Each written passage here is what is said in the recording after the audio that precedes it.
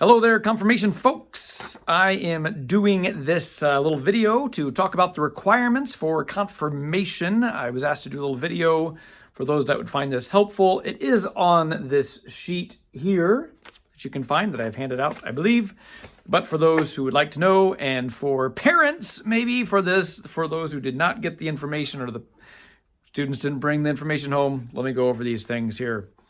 So, and all of these forms are on the website. There is a PDF of these forms. Just go to the confirmation spot, which I think is right below this video.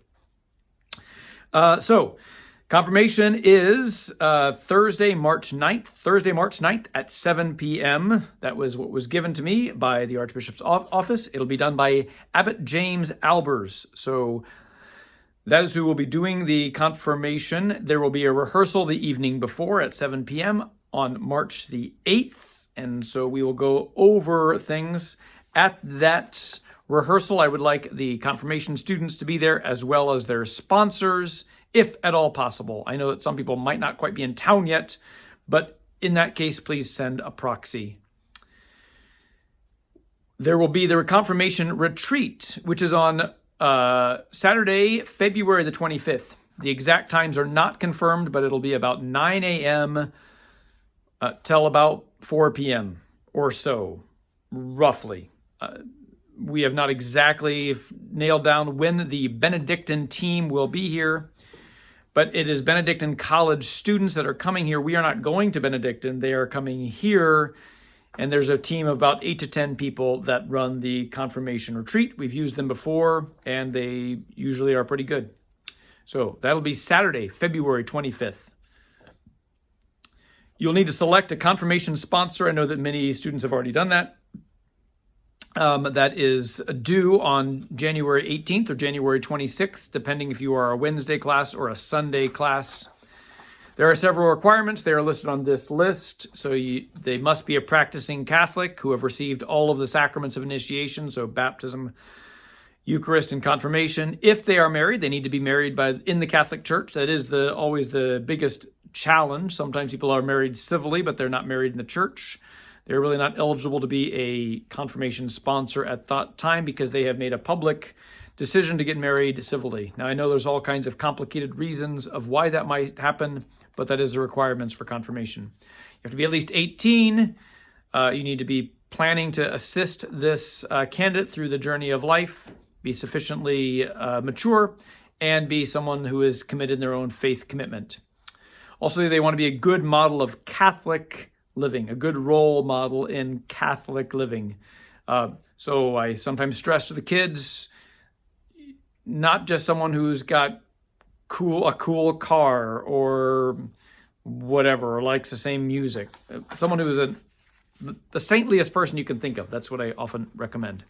So you have to need to have that confirmation form that is due on January 18th or 26th, depending on your class. I have a saint report, and that is right here. It's not a paper, but we're not like it's a fill-in-the-blank kind of report rather than write a report. The reason that I'm doing that is several years ago, I've been doing this for a long time, and I noticed that several people were copying and pasting from Wikipedia, and it became increasingly difficult for me to discern which was written by students and which was not. I mean, some of it was obvious, right? But some of it was less obvious.